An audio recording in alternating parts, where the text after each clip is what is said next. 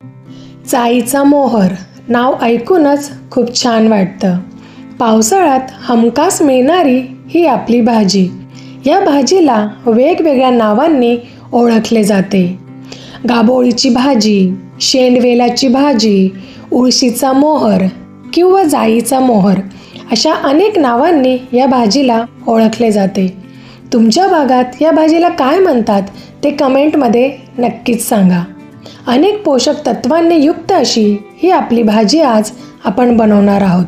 नमस्कार, मी नूतन, तुम्हा सर्वांचं आजच्या व्हिडिओत खूप स्वागत. चाईचा मोहर आपल्याला ठिकठिकाणी वाट्यावर किंवा गोल गुंडाळून रिंगसारखे विकायला दिसते. तर नक्कीच या पावसाळ्यात एकदा तरी ही भाजी ट्राय करा. या भाजीत अनेक असे जीवनसत्वे, खनिजे आपल्याला मिळत असतात. तसेच यामुळे आपली रोगप्रतिकारशक्ती तर वाढतेच, पण पचनासाठी सुद्धा अगदी चांगली आहे. त्याचबरोबर ही भाजी खाल्ल्यामुळे शरीराला तर थंडावा मिळतोच, पण आपले वजन नियंत्रणात ठेवण्यात सुद्धा मदत होते. चला तर मग अशी पौष्टिक आपली चाईचा मोहरची भाजीची रेसिपी सुरू करूया. पण त्याआधी अशाच हेल्दी आणि नवनवीन रेसिपीसाठी चॅनलला सबस्क्राईब नक्की करा.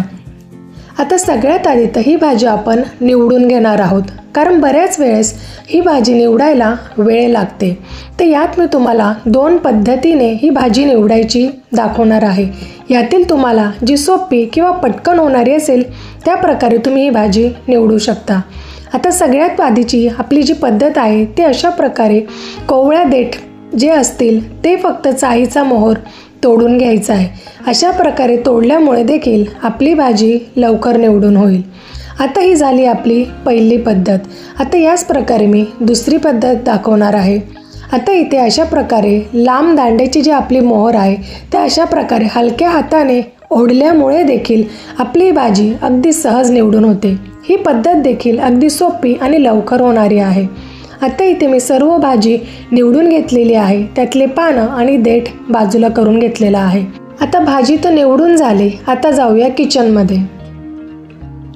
आता सगळ्यात आधी तर इथे मी गॅसवर एक कढई ठेवून घेणार आहे आणि या कढईत आता तेल टाकायचं आहे. आता फोडणीसाठी हे तेल गरम करून घ्यायचं आहे. गॅस मी कमीच ठेवलेला आहे. आता इथे आपलं तेल गरम झाल्यानंतर यात जिरं टाकायचं आहे. जिरं छान तडतडलं की यानंतर यात कांदा टाकायचा आहे. यानंतर इथे मी लसूण घेतलेला आहे आणि त्याचे तुकडे करून घेतलेले आहेत आणि मिरचीचे देखील तुकडे करून घेतलेले आहेत. आता तुम्ही तुकडे करण्याऐवजी लसूण आणि मिरचीची पेस्ट करून मग यात घातलं तरीही चालेल. आता हे सर्व मध्यम ते कमी गॅसवर व्यवस्थित तेलात परतवून घ्यायचं आहे. साधारण कांद्याचा कलर बदलेपर्यंत हे परतवून घ्यायचं आहे. आता इथे आपले सर्व वस्तू छान परतवून झालेले आहे. आता यानंतर यात हळद टाकायची आहे.